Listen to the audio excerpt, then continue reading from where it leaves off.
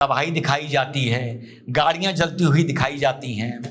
ये एक अकेला मुल्क होगा पूरी दुनिया में जब ये मिसाइल मारता है तो जले हुए मिसाइल दिखाई जाते हैं। मैं बता रहा हूं, मजाक नहीं कर रहा। इनको समझाओ, किसी दिन ये जाहिल जेरूसलम पे बम मार देंगे, अलग-सा गिरा देंगे और फिर कह देंगे यहूदियों ने मारा है। वैसे हम भाई लोगों को मार दो, बर्बाद कर दो, हमें कोई फिक्र नहीं।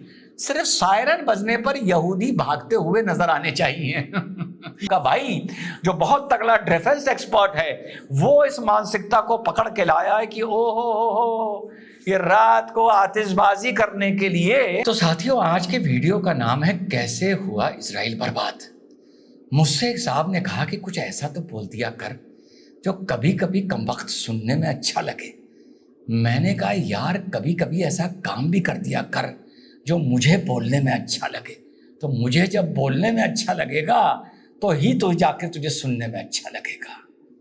और एक बात बताऊं, 14 वर्ष का वनवास काटने के बाद प्रभु राम जब अयोध्या लौटे तो अयोध्या में लोगों ने उनका स्वागत घी के चिराग जलाकर किया, घी के दिए जलाकर किया, आतिशबाजी भी हुई होगी। और उसी पर्व को, उसी उत्सव को, उसी दिन को आज हम दीपावली के रूप में बनाते हैं। अब आप सोचोगे यार, बात कर रहा है ये ईरान की, इजराइल की, हिजबुल्लाह की, जो ईरान ने इतना घातक फुसकी मिसाइलों से कल फिर रात को हमला किया है इजराइल के ऊपर, उसकी। यार ये बंदा प्रभु राम, वनवास, दीपावली, घी के दिए वहां कैसे पहुंच गया? भैया कमेंटेटर हूं, नजर रखता हूं। किसी भी एक्सपर्ट ने ये राज बताया हो तो कमेंट बॉक्स में लिख देना कि मैंने अयोध्या की दीपावली और जो आज हम भारत में दीपावली बनाते हैं उसको इजराइल के फुसकी मिसाइल के हमले से कैसे जोड़ा। पसंद आए तो कमेंट बॉक्स में दाद जरूर देना।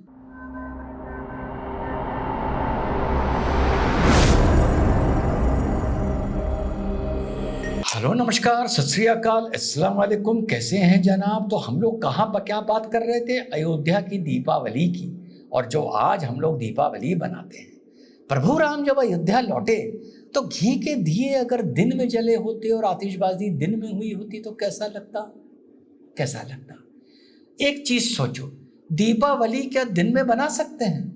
क्या घी के दिए दिन में जला सकते हैं? रोशनी दिन में कर सकते हैं? आतिशबाजी, रॉकेट दिन में कर सकते हैं? जवाब है नहीं कर सकते हैं। तो सवाल है क्यों नहीं कर सकते हैं? दिए भी जलेंगे, रॉकेट भी चलेंगे। वो इस मारे नहीं कर सकते हैं क्योंकि फिर वो आकर्षण पैदा नहीं करेगा, वो ध्यान नहीं खींचेगा, तो मजा नहीं आएगा, तो लोगों को पता नहीं चलेगा कि त्योहार बना।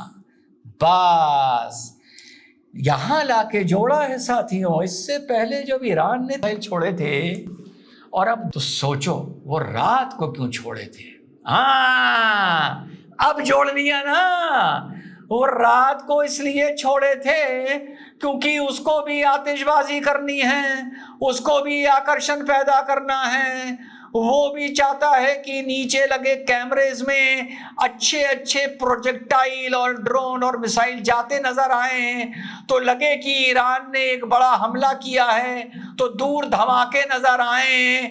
यहां जाके जुड़ता है इजराइल पर, ईरान पे रात को छोड़े हुए बम। और रात को दीपावली बनाने का एक ही कारण, सिर्फ आकर्षण पैदा करना और दुनिया को दिखाना कि भाई त्योहार बना है और उसी रोशनी में मजा आता है। वरना लोग कहेंगे जंगल में मोर नाचा किसने देखा। अब इसी दीपावली को जैसे आप दिन में कल्पना नहीं कर सकते, इसी तरह इनके छोड़े हुए मिसाइल्स को आप दिन में कल्पना करके देख लो। ना लॉन्ग शॉट आएंगे, ना प्रोजेक्टाइल आएंगे, कुछ आएगा नहीं। थोड़ा बहुत धुआं नजर आएगा तो लोगों को लगेगा मजा आया। नहीं, लोगों से मेरा मतलब है ईरान को और ईरान को समर्थन करने वाले लोगों को।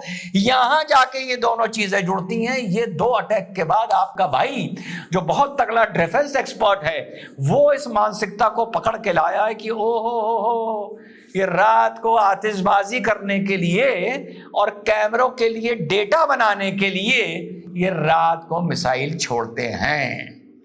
तो ये हुआ। तो जब इस्माइल हनैया को ईरान में ही मार दिया, मैं तो मानता था कि इजराइल ईरान को उस टाइम प्रवोक कर रहा था। उस टाइम मैंने आपको बताया था टीन के फुसकी मिसाइलों में वेल्डिंग चल रही थी, तो इस मारे इजराइल ईरान मिसाइल दाग नहीं पाया। उसके बाद यहाँ पर हिजबुल्लाह का ये वाला कांड हो जाता है जो 2-3 दिन पहले हुआ, जब नसरुल्लाह मारे गए। तो भैया लोगों ने कहा, इनके प्रॉक्सीज ने, कि अबे तुम कर क्या रहे हो। हमास ने भी कहा और हिजबुल्लाह ने भी कहा, अबे कर क्या रहे हो यार, क्यों नाक कटा रहे हो, क्यों तुमने हमें यहाँ ले जाके फंसवा दिया। तो इनको वही दीपावली की तरह या शादी बारात की तरह रात में एक आतिशबाजी निकालनी थी, उड़ानी थी, तो वो इन्होंने रात को इस मारे इनको करनी पड़ी।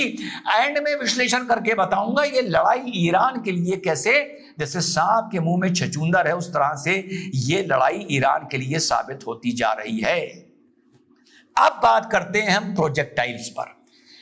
जब भी साथियों आपने अभी हाल में गाजा की बड़ी बॉम्बिंग देखी होगी, ईरान की भी देखी, रशिया की भी देखी, यूक्रेन की, अक्सर आपको मिसाइल लगते, बॉम्ब ब्लास्ट होते बड़े पास के एंगल से और बड़े पास के कैमरे से भी कभी नजर आते होंगे। कभी कोई रिपोर्टर बोल रहा है तो पीछे मिसाइल गिर गया, कभी दिखाते हैं पब्लिक जा रही है तो बगल की बिल्डिंग पे गिर गया। ये आप लोगों ने देखा होगा। ये दूसरा इंसाइट दे रहा हूं आपको।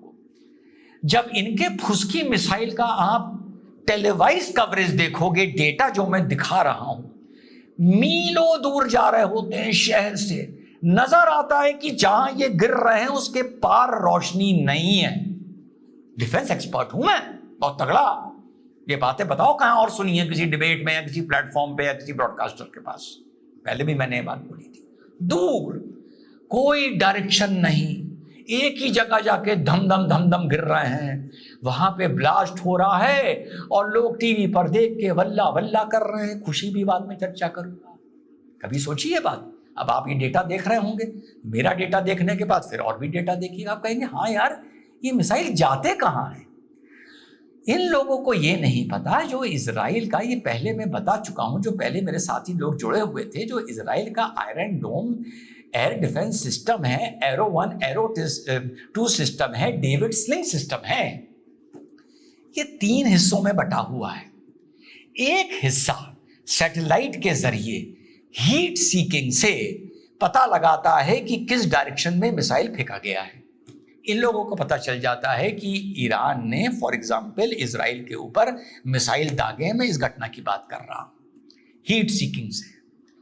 फिर जो इनका दूसरा कंपोनेंट है वो उस मिसाइल की ट्रैजेक्टरी पकड़ता है, उसकी लेंथ पकड़ता है, या कोई ड्रोन की पकड़ता है, उसका पेलोड पकड़ता है, स्पीड पकड़ता है, और वो अपने देश की मैपिंग करके कि हमारे देश में कहां कहां आबादी है, ये पता लगाता है AIC की ये मिसाइल जाकर गिरेगा क्यों, कहां।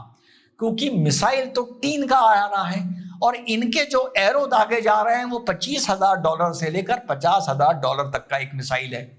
वैसे तो भाई लोग इसी में खुश हो जाते हैं कि इनके $50,000 का मिसाइल दागा जा रहा है।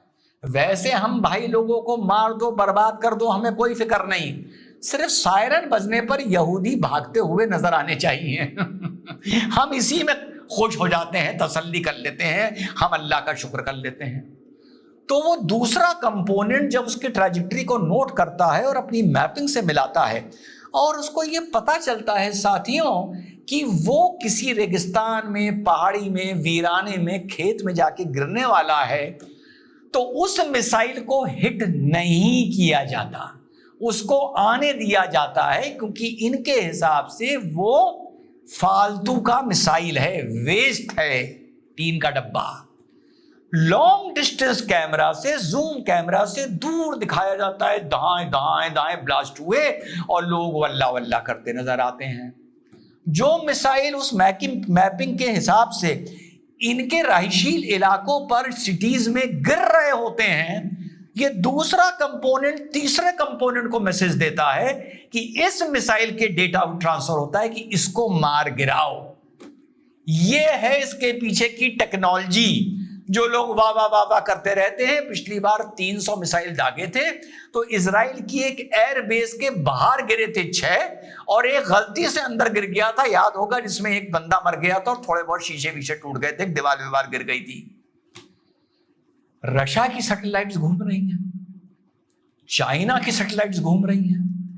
पिछली बार जो 300 फुसकी मिसाइल मारे, कोई सैटेलाइट इमेज देखी डिस्ट्रक्शन की, सिवाय एक के जो इजराइल एयरफोर्स बेस की मैं आपको बात बता रहा हूं, 7 मिसाइल बाहर गिर गए थे, एक गलती से अंदर गिर गया था तो उसकी आई थी। 24 घंटे होने को आ रहे हैं। रशियन सैटेलाइट और चाइनीज सैटेलाइट क्या कर रही हैं? कभी देखा है कि कोई सैटेलाइट इमेजिनरी, कोई ड्रोन इमेजिनरी, कोई भी आपको देखने को मिली है कि ये डैमेज किया, इस बार भी यहां गिर गया, वहां गिर गया? इन कमबख्तों ने तो जेरूसलम पे मिसाइल मार दी है। सुन के जाना मुसलमानों, आखिर का पूरा मेरा एनालिसिस। इसी बीच कल तेल अवीव में एक आतंकी हमला हो जाता है। 82 राउंड फायर करते हैं 2 आतंकी, एक ट्रेन जा रही थी उस पर, 6 इजरायली मारे जाते हैं। 82 राउंड फायर करते हैं और इजरायली है जो कह रहा है कि हां 6 इजरायली मारे गए। इसके बारे में भी आप लोगों को पता होगा। ये अजीब बेशरम लोग हैं यार। 500 मिसाइल, 300 पहले और 200 अब, 500 मिसाइल मार के एक इजरायली मारा है और 82 राउंड गोली चला के 6 मार दिए। कहीं ऐसा सुना है? ये भी नहीं सुना होगा। अब आगे की बढ़ता हूं।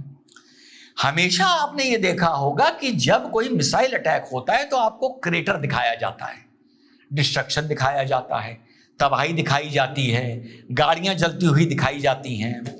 ये एक अकेला मुल्क होगा पूरी दुनिया में जब ये मिसाइल मारता है तो जले हुए मिसाइल दिखाए जाते हैं। पिछली बार भी ऐसा हुआ था और इस बार भी देखो जले हुए मिसाइल गरम गरम पानी से ठंडे किए जा रहे हैं। लोग अल्टा पलटी करके मिसाइल के साथ खेल रहे हैं।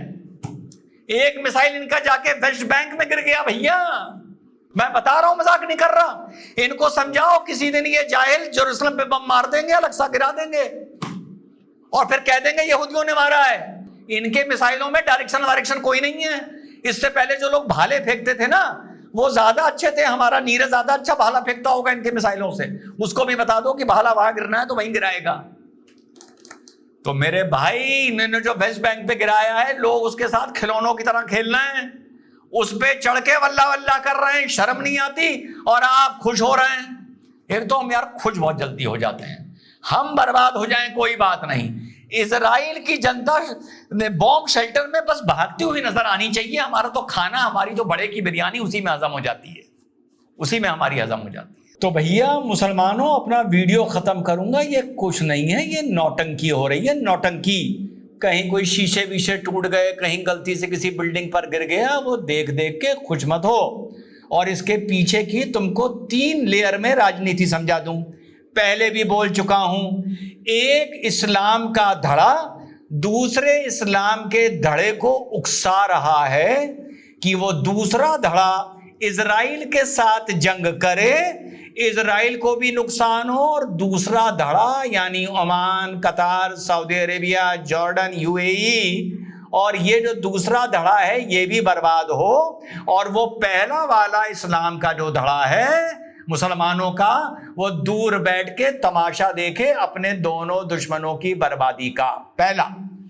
दूसरा, ईरान के लिए ये जो जंग है शेर की सवारी हो गई है, सांप के मुंह में चचूंदर हो गया है। ना आगे बढ़ सकता है ना पीछे जा सकता है।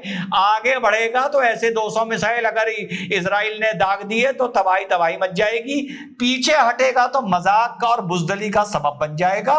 उस चीज की लीपापोती करने के लिए कभी 300 फुसकी मिसाइल मारता है टीन के, कभी 200 मारता है, और तुम खुश होते हो। दूसरी एनालिसिस मुसलमानों, और तीसरी एनालिसिस सुन लो। इसने, हूती ने, हिजबुल्ला ने हमास की समस्या बढ़ाई है और इजराइल को ज्यादा ताकतवर किया है नरेटिव के नजरिए से। कैसे? इसने, जो हूती ने, हिजबुल्ला ने और ईरान ने इजराइल के ऊपर बम मारता गया, रॉकेट मारता गया जबरदस्ती। इजराइल को ये मौका मिल गया और ये वजह मिल गई, मौका नहीं वजह मिल गई पूरी दुनिया को ये समझाने की कि देखो ये मुझे चारों तरफ से मेरे ऊपर हमला करते हैं, ये मेरा अस्तित्व खत्म करना चाहते हैं, और देखो मैं कितना बड़ा विक्टिम हूं, और मेरे साथ इनकी ये सोच आज से नहीं 75 साल से है, जब से इजराइल का गठन हुआ है। अपने को जिंदा रखने के लिए मुझे इन लोगों को मारना होगा। ये दूर बैठे हैं, जितनी कुटाई होनी थी हमास की हो गई, पर मुसलमानों के एक धड़े को मेरी ये बात समझी नहीं आएगी। तो ये है इसका 3 तरफा एनालिसिस। कल परसों मेरी एक भाई से बात हो रही थी कोर्ट में, समझते जाना मुसलमानों क्या कह रहा हूं, उनको नजरुल्लाह से बहुत मोहब्बत थी, समझ जाना मुसलमानों, ठीक, बहुत इश्क था उन्हें। तो वो मेरी एक बात से नाराज हो गए, और वो मुझे जानते भी हैं, तो उनसे मेरी फोन पर बात हुई, तो कहने लगे साहब वो तो इस्लाम के लिए कर रहा है। मैंने कहा ना, झूठ ना बोलो, हर जगह इस्लाम हदीस कुरान ले लेकर आते हो, इसीलिए हर लड़ाई के बीच में मुसलमान और इस्लाम और कुरान खड़ा हुआ नजर आता है। मैंने कहा हर लड़ाई को जंगे बदर और जंगे करबला ना बनाया करो भाई। इस नौटंकी के मारे जितना कौम और इस्लाम का नुकसान हुआ है किसी और का नहीं हुआ होगा। तुम्हें मोहब्बत होगी इससे, समझ गए ना कौन से धड़े के और मैं कौन सा धड़े का, साफ बता रहा हूं। मैंने कहा तुम्हें होगी नजरुल्लाह से मोहब्बत, मुझे ओसामा बिन लादेन से नहीं है। और जो इस धड़े का आदमी ओसामा से मोहब्बत करेगा वो भी गलत, और जो उस धड़े का हिजबुल्लाह को एक फ्रीडम फाइटर मानेगा और इस्लाम की तरफ से लड़ाई लड़ने वाला मानेगा, तो भैया तुम करो इश्क, तुम करो मोहब्बत, तुम्हें ये लगे तो तुम्हें मुबारक। रिजवान अहमद को, कम से कम रिजवान अहमद के माइंड को तुम ना अडल्ट्रेट कर सकते हो, ना ओवरवेलम कर सकते हो। क्यों मुसलमानों, एंड का एनालिसिस कैसा लगा फिर से रिवाइंड करके देखना, समझ आ जाएगा क्या कहना चाह रहा हूं। जय हिंद, वंदे मातरम, खुदा हाफिज।